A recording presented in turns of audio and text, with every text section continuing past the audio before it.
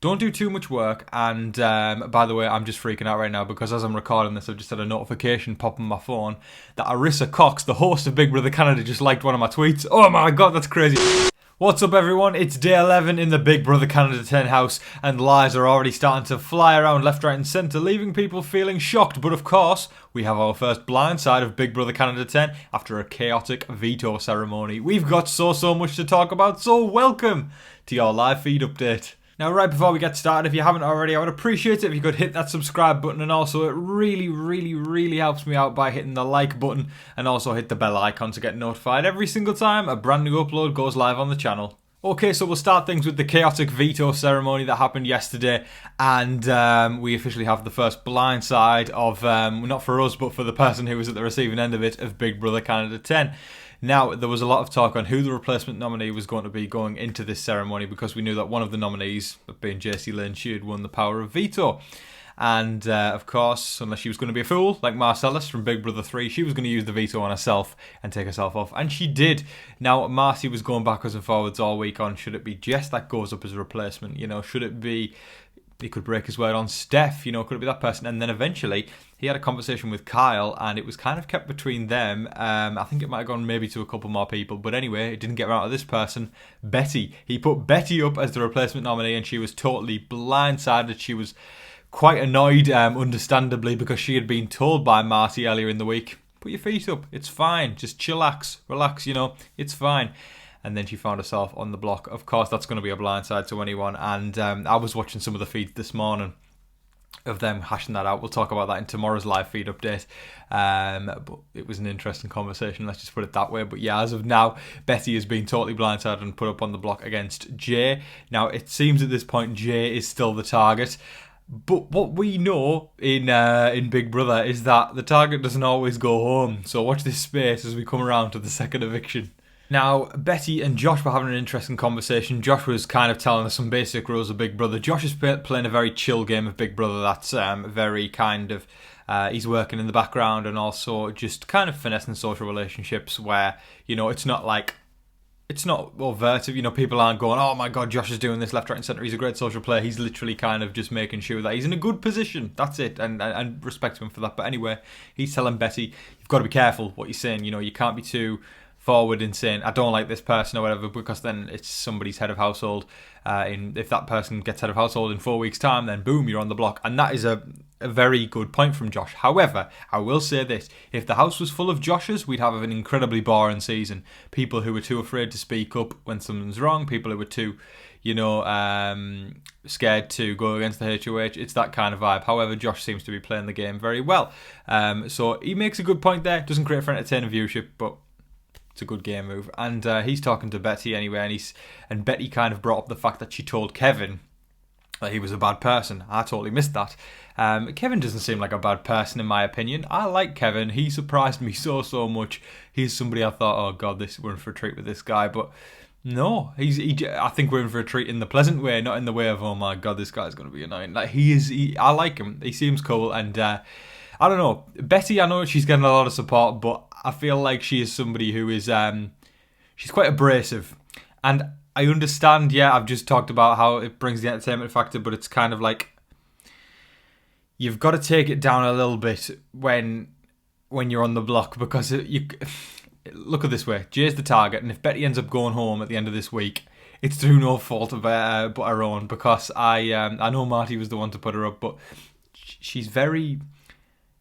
I think a lot of what you need to do in that situation, I feel like I keep going on different trains of thoughts here. When you're a nominee and you're not the target, don't do too much work. Don't do too much work. And by the way, I'm just freaking out right now because as I'm recording this, I've just had a notification pop on my phone that Arissa Cox, the host of Big Brother Canada, just liked one of my tweets. Oh my god, that's crazy. Right, I'm going to continue doing this anyway. But that's amazing. And she's just quote retweeted me. I'm watching, folks, you see my reaction live right now. This is crazy. Oh my god, Arissa just liked and retweeted one of my tweets. Where was I even talking about? I don't even know. I'm just so happy right now. Basically, Betty needs to lay a bit lower. And yes, I can't believe I just got that. And the conversation, or one of the conversations I loved yesterday was between Tynesha and her mom. They were discussing the differences of, it was like a Big Brother classic, the differences of when you're talking game and somebody walks into a room versus when you're not talking game and someone walks into a room. Whereas, you know, the difference being when I'm sure you can find the clip somewhere online. I think, yeah, I tweeted it myself, so check out my Twitter up there. They were talking when you're not talking game, the conversation basically just continues. Yeah, when somebody walks into a room and there's no break. Whereas when you are talking game, all of a sudden someone walks into the room and you're like, "Hi, come sit down, take a seat." We were, and you almost feel the need to go. We were just discussing about next week. You know, what do you think about it? And it was so funny. It was a Big Brother classic, and obviously we have those times where the game talk immediately stops and there's silence when people walk into a room. But I don't know. I just love that. It was a very kind of funny and perceptive outlook on Big Brother. And as a fan of the game, like y'all know I am, I really, really did enjoy that conversation. Steph was in for a huge shock at one point in the day when Jacey turned around to her and said, "I've found out that Jay has turned around to Summer and Tynesha and said that the two of us are trying to get them out." And her face was a picture. She was like, she literally did that, and then she was like, "Oh my god!" And they were both kind of justifying. Now I understand why people have meltdowns on like week 3. And yeah, I think both of those guys, even after winning the veto with Jacey, I think both Steph and Jacey think that they're in a fantastic position socially, and. Listen, put it this way. If Steph hadn't made that deal with Marty at the head of household competition, Jacey and Steph would have both been on the block at the beginning of this week.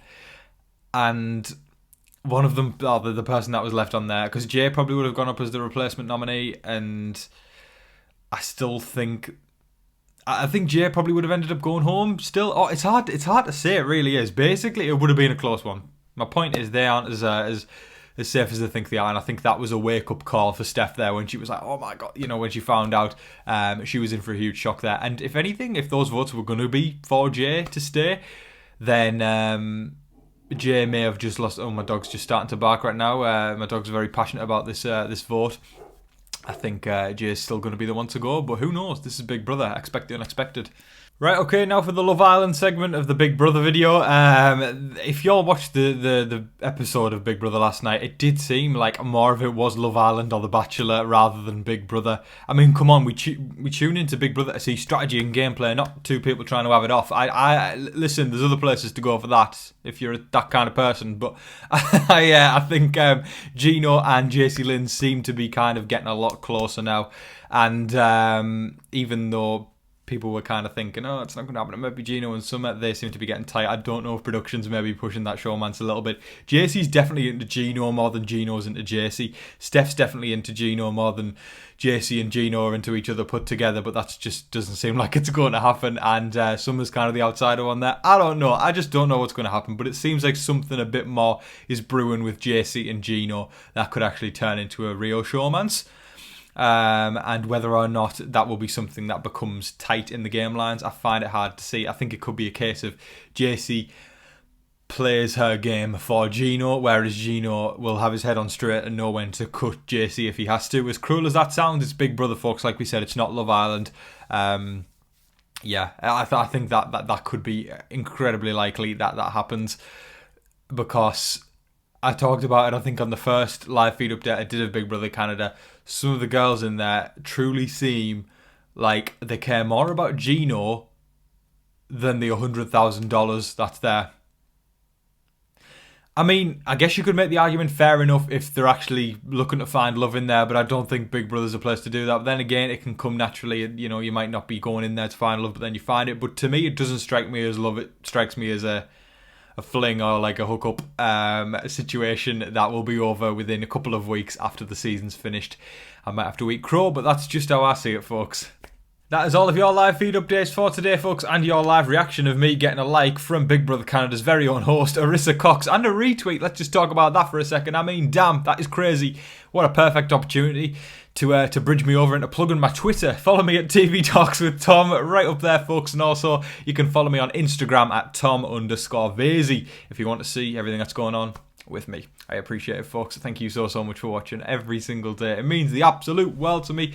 It's just so good to have Big Brother on our screens and following the game that we all know and love. And what I love about this season is it truly does, in my eyes, it seems like each and every individual house guest has their own target. They have their own little agenda, not in like a weird kind of way. An agenda is in how they want to get their way further into the game. And I love that. It's not just a group of people banding together and saying, let's pick off the minorities, or let's pick off the outcasts, or let's pick off whoever. Each and every person seems to have a different target. I'm sure a couple of things overlap here and there, but people want to do things in different ways at different points of the game, and I just love that.